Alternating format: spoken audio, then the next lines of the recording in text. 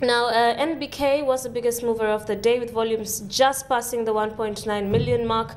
What was creating the heightened activity behind National Bank, which is usually very thinly traded and a relatively cheap counter, so to speak? Well, one thing about this market at this point is that there's a general positive, there's a very positive sentiment that is prevailing. Now, if you're to look at NBK for quite a long period of time had lots and lots of non-performing loans, and over the last 5 years or so, the bank has been restructured, and NBK is in the process of giving dividends to its shareholders, which it has not done for the last, say, about 10 years. So this has continued to draw a lot of interest from both institutional investors and retail investors. Now, a lot seems to be happening within the telecom sector. That's according to reports today. France Telecom is about to inject more money into its African outfit. Zain has been taken over by Bharti, or is about to be taken over by Bharti. What does this mean for Safaricom? Do you see a change in strategy, keeping in mind that Orange and Zain are its biggest competitors up to date? Well, definitely. I think Safaricom will have to sort of like ring fence its market share. And well, before the entry of Orange, that is Telecom, before the purchase by France Telecom, I think we had all manner of projections regarding the market. But apparently, what has come out clearly is that Safaricom has managed to maintain its position of dominance. And why is this so? One, Safaricom apparently comes up with products which resonate well with the general public. I mean, they have all manner of products for all market segments, from the lower end of the market to the upper end of the market. Then apart from that, they've come up with ways of ensuring loyalty from the subscribers, and this is through the loyalty programs as well as products such as M-Pesa. Now, as far as the competition is concerned, I think Safaricom has a huge subscriber base, meaning that if I should pick up my phone and probably make a phone call, chances are very high that I'll make a phone call to another Safaricom subscriber. And this, in effect, has sort of like managed to lock up or keep the subscribers within the network. Then at the same time, if you're to look at on-net calls, on-net calls appear to be cheaper, while off-net calls are quite expensive. So this in some way has managed to maintain subscribers within the network. And how do you think that will translate onto the share price on the NSE? We've seen within the past couple of weeks, investors begin to take positions as we wait for the full year 2009 results.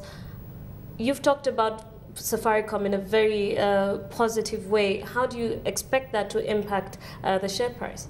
Well, one thing about the Safaricom share price is that it did get a lot of battering. That is, from the period it was listed, there was that rallying in the price. Then we did see the exit of most institutional investors, and the retail investors took you and dumped Safaricom shares, keeping the price below the IPO levels. Now, the price has picked up. I mean, we've seen a lot of interest coming in from foreign investors, and the local investors have also taken cue.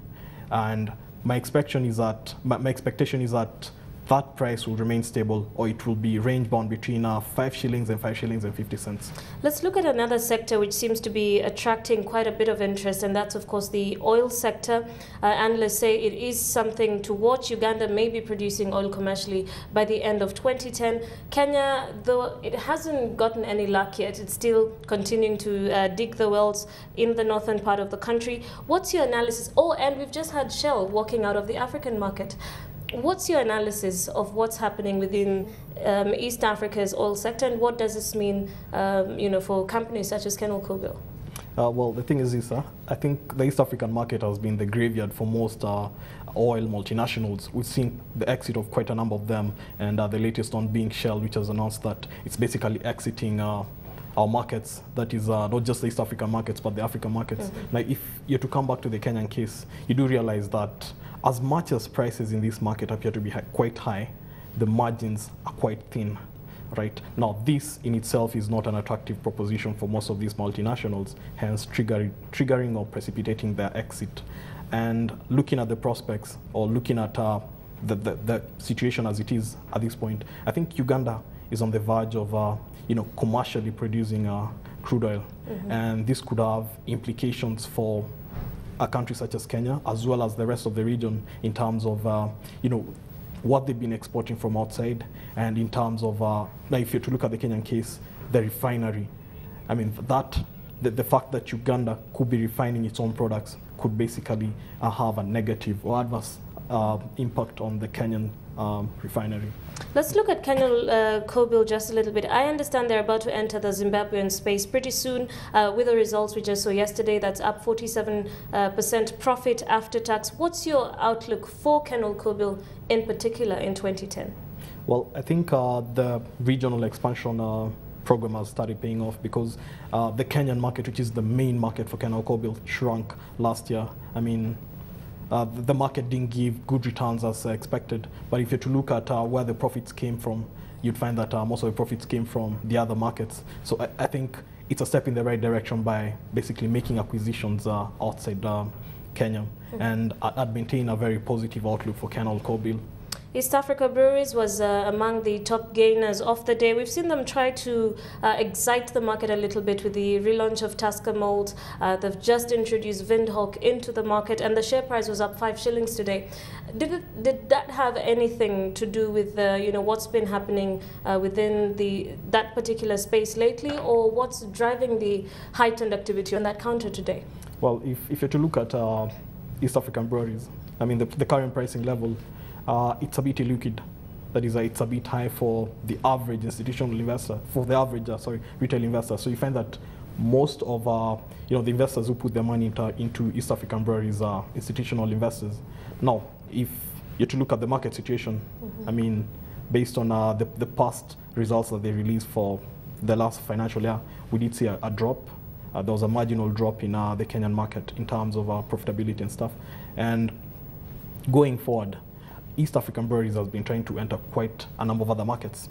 I mean, there's the Ethiopian market, though it didn't really work out. But at the same time, East African Breweries is on the verge of going into the Rwandese market. So I do expect also in this case, the regional expansion should augur well for East African Breweries Limited.